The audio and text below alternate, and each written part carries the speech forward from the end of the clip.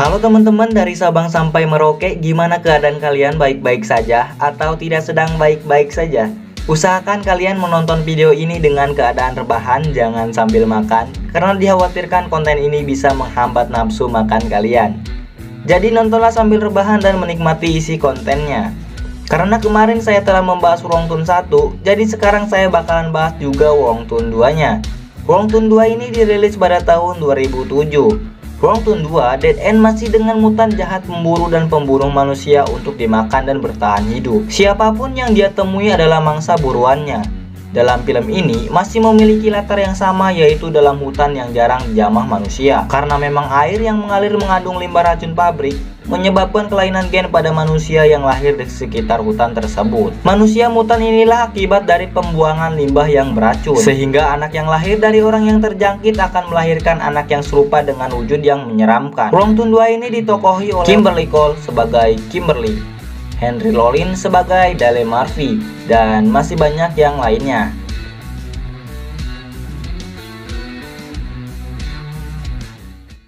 Film dimulai dengan salah satu kontestan bernama Kimberly sedang mengemudikan mobilnya ke tempat acara realita show tersebut.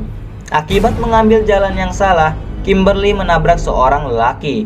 Dengan sangat ketakutan, Kimberly turun dari mobilnya guna meminta bantuan.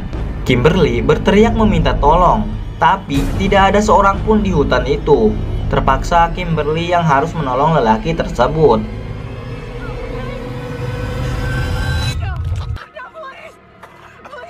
Lelaki itu langsung menggigit bibir Kimberly. Kimberly dengan sekuat tenaga mencoba melepaskan diri dari terkaman lelaki itu. Saat Kimberly berhasil lepas, tapi sayang, Kimberly kehilangan bibir bawahnya.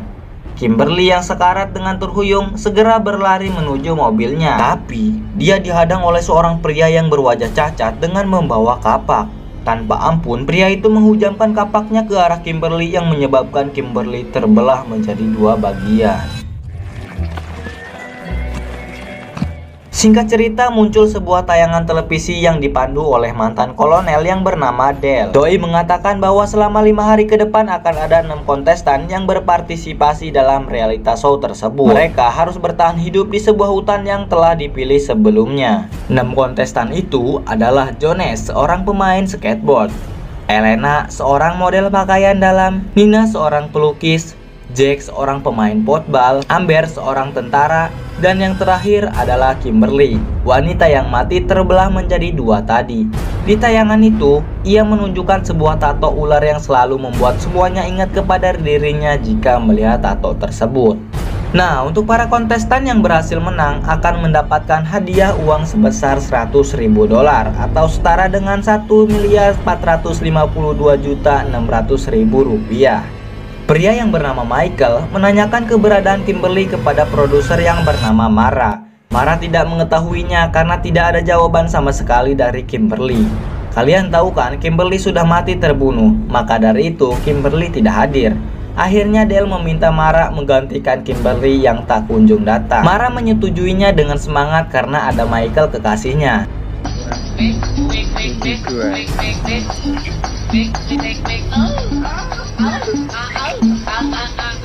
Mereka pergi menuju tempat camp penyelamatan. Di sana, Dale menjelaskan tentang permainannya. Dale mengatakan kalau permainan ini harus dilakukan dengan cara memiliki rekan masing-masing tim terdapat 2 orang, yang berarti ada 3 regu. Mereka akhirnya melihatkan nomor yang mereka dapat untuk mencari pasangan regunya. Jack bersama Elena, Jones bersama Amber, dan Mara bersama Nina. Mereka dituntut untuk bertahan hidup di pedalaman hutan. Dan ada satu alat yang disebut pengubah nasib. Jadi masing-masing regu diberikan kartu eliminasi radiasi. Jika mereka menemukan dan mendengar suara peringatan dari alat perubah nasib, mereka siap tidak siap harus menerima tantangan yang akan diberikan alat pengubah nasib ini. Karena sudah mengerti, mereka akhirnya memulai permainannya.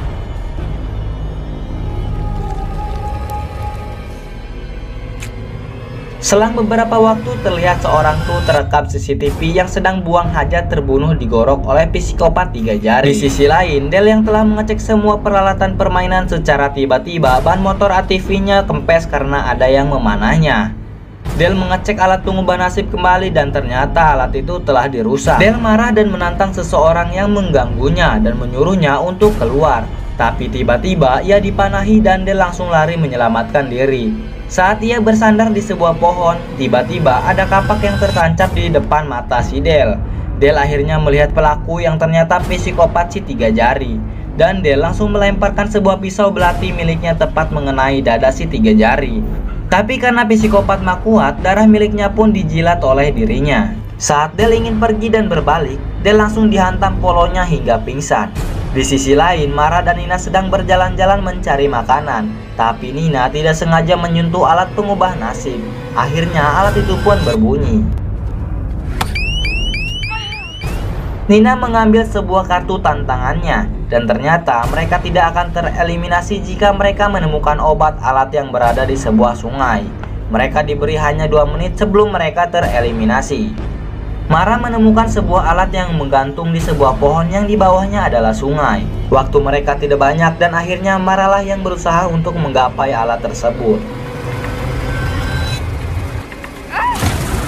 Saat waktu tersisa 1 detik lagi, Mara akhirnya berhasil memasukkan kartu eliminasi ke alat yang didapatkannya, dan mereka pun tidak jadi dieliminasi. Mara dan Nina melanjutkan perjalanannya lagi, tapi di sungai itu ada kekasih Mara yang sedang enak-enak disedot pitonnya.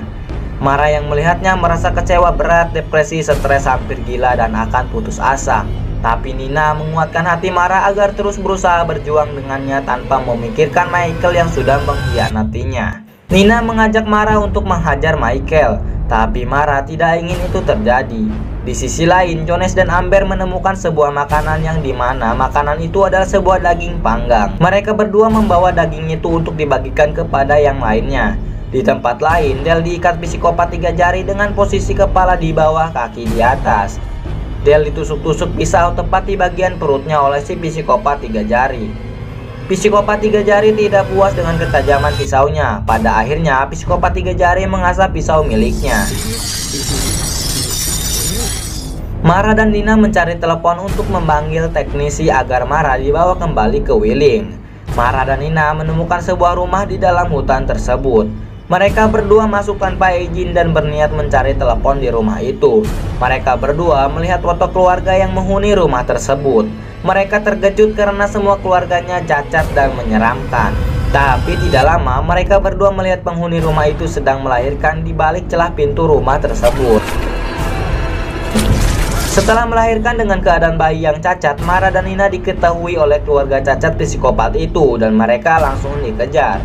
Mara dan Nina mengunci sebuah kamar yang dimana kamar itu tidak ada jalan keluarnya. Mara dan Nina panik entah bagaimana cara keluar dari rumah itu. Tapi ada satu jalan, yaitu lewat WC yang dimana ada celah untuk mereka kabur. Mara dan Nina akhirnya berhasil keluar dari rumah psikopat itu. Tapi saat pelariannya, Mara seketika terkena kapak tepat di bagian kepalanya. Ternyata yang melakukannya adalah salah satu keluarga dari para psikopat cacat itu. Nina yang ketakutan terus dikejar oleh psikopat. Nina bersembunyi di balik pohon tumbang yang besar. Namun saat Nina hampir diketahui oleh psikopat itu, Nina selamat karena psikopat yang hampir mendekatinya dijemput oleh psikopat lainnya. Di sisi lain, Michael dan Elena sudah berbuat opok-opok. Tapi Michael meminta semua yang telah diperbuat harus dirahasiakan. Michael mengajak Elena pergi tapi ia ingin berjemur terlebih dahulu. Saat Michael pergi, salah satu keluarga psikopat itu senam cabang olahraga 5 jari yang disingkat Coco Lili. Lanjutkan oleh kalian. Karena melihat Elena berbaring hanya menggunakan pakaian dalam, jadi si Elena dijadikan objek pengocokannya, bre. Tapi tidak lama, psikopat perempuannya mengetok kepalanya dan langsung memarahinya. Secara tidak sengaja, psikopat itu menyentuh alat pengubah nasibnya, dan Elena yang mendengarnya langsung memakai celananya. Tapi dengan rasa cemburu, si perempuan psikopat itu langsung menyerang Elena yang belum sempat memakai celananya dan lari pun Elena engklek. Elena akhirnya mati dengan cara mengenaskan, dan si anjing malah bertukar jigo.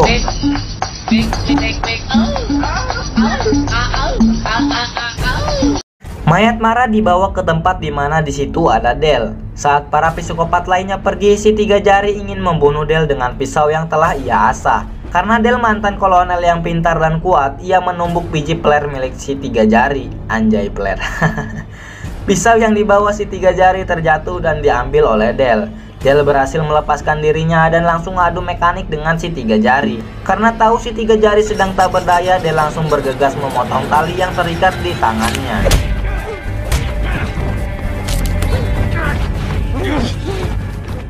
Si tiga jari mengambil shotgun dan Del langsung merebutnya hingga si tiga jari tertembak dan mati sementara yang terpental ke sebuah sungai.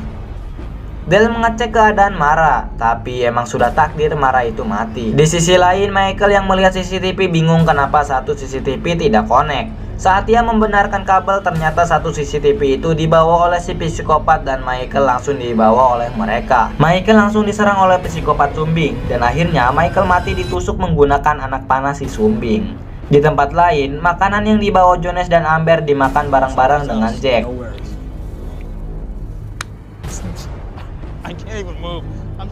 Tapi tidak lama dari itu Nina datang dan menceritakan semua kejadian yang telah ia alami. Semuanya nampak tidak percaya dengan Nina. Tapi di saat Amber melihat daging yang mereka makan, di situ terdapat tato ular di mana tato ular itu milik Kimberly. Jadi daging yang mereka makan adalah daging Kimberly. Jones langsung percaya dan muntah begitu saja. Di sisi lain, Del menodongkan shotgunnya ke Patua yang sedang membersihkan darah bekas lahiran psikopat tadi. Patua itu meminta Del tidak membunuhnya karena katanya Patua itu baik. Ternyata pria tua ini adalah bapak para psikopat tadi. Dan iya, Patua ini adalah penjaga bensin yang sequel Wrongdown 1 loh. Coba deh kalian lihat konten saya sebelumnya. Oke, lanjut. Ternyata memang benar awalnya mereka baik-baik saja. Tapi di saat pabrik kertas membuang limbah beracun ke sungai mereka terkontaminasi zat berbahaya sehingga istri Patua itu mati dan melahirkan anak yang cacat. Del melihat bom waktu di tempat itu dan bertanya kepada Patua. Patua itu hanya menjawab kalau bom itu untuk ikan forel yang membuat ikan forel naik ke atas permukaan sungai. Tapi di saat Del ingin pergi, Patua itu langsung menyerang Del karena Patua itu tidak terima kalau Del membunuh anaknya. Del langsung memasangkan bom waktu ke punggungnya dan Patua itu langsung mati meledak. Di sisi lain, Nina dan lainnya melihat psikopat itu sedang opok-opok. Jack mengira yang diopok-opok adalah Elena karena melihat rambutnya Elena. Tapi saat mereka berempat keluar dan ingin menyelamatkan Elena, sangat bodohnya mereka tertipu para psikopat itu karena psikopat itu memakai rambutnya Elena. Karena terlanjur keluar dan tertipu, Nina langsung lari seedan-edannya menjauhi psikopat itu. Beda dengan tiga lainnya yang adu mekanik dengan psikopat tersebut. Nina yang lari ketakutan malah terjatuh ke sebuah lubang. Mereka bertiga berhasil kabur dan dua psikopat itu langsung naik mobil dan mencari yang kabur. Mereka bertiga berpencar dan akan bertemu di sebuah pabrik. Jones dan Amber pergi sedangkan Jack mencari Nina. Jack mendengar teriakan Nina minta tolong dan akhirnya Jack menemukan Nina. Jack menarik Nina dengan rasa kesakitan karena bahu Jack sedang keadaan pemulihan. Nina berhasil dikeluarkan dan bahu Jack malah terkilir. Nina membantu membetulkannya dan langsung pergi dari tempat itu.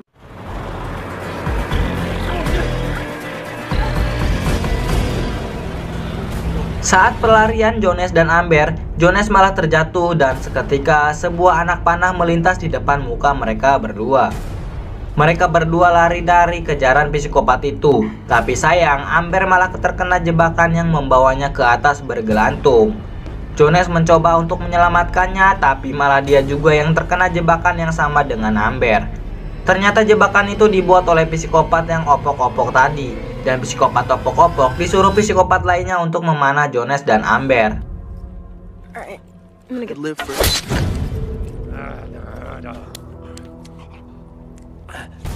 Di sisi lain, Jack dan Nina berhasil ke tempat pabrik kertas. Nina membuka lemari di pabrik tersebut, tapi di dalamnya ada mayat ibu-ibu dan anaknya. Ternyata kejadian ini sudah lama terjadi di mana mayat tersebut mati kelaparan di dalam lemari. Mereka berlari dan melihat mobil yang ada CCTV-nya. Mereka berdua melihat Michael sedang disekap dan dibunuh.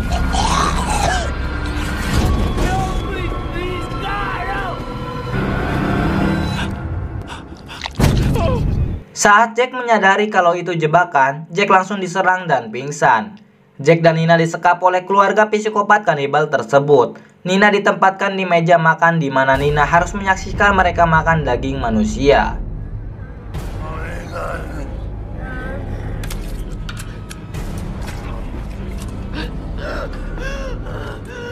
Karena Nina kebanyakan omong, psikopat itu langsung memaksa Nina makan makanannya. Di sisi lain, Del yang sudah berada di pabrik tersebut melihat satu psikopat sedang menggiling daging manusia ke alat penggiling kayu.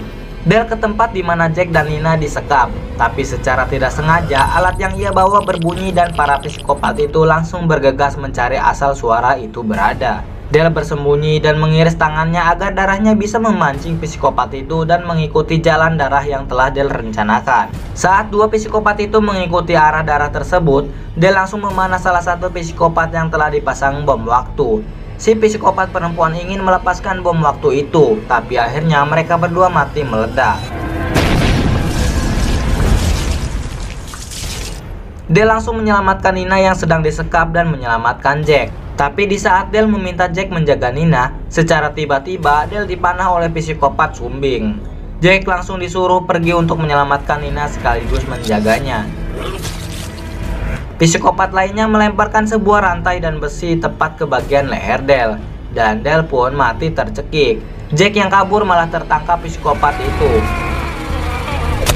Jack akan digiling menggunakan alat penggiling kayu oleh psikopat Sumbing. Nina yang mendengar jeritan Jack langsung kembali ke dalam untuk menyelamatkan Jack. Di saat Jack terpojok, Nina langsung menyerang psikopat tersebut. Nina langsung menggigit psikopat yang akan membunuh Jack. Jack langsung menyerang psikopat itu dan berhasil melumpuhkan salah satu psikopat itu. Tangan psikopat Sumbing tergiling dan satu psikopat lainnya membantu psikopat Sumbing yang tergiling. Saat berhasil keluar, dua psikopat itu akan membunuh Jack dengan kapak. Tapi Nina yang tidak tinggal diam mengaktifkan alat pendorong kayu yang sudah ada kayunya. Kayu itu pun mendorong dua psikopat itu ke mesin penggiling kayu tersebut.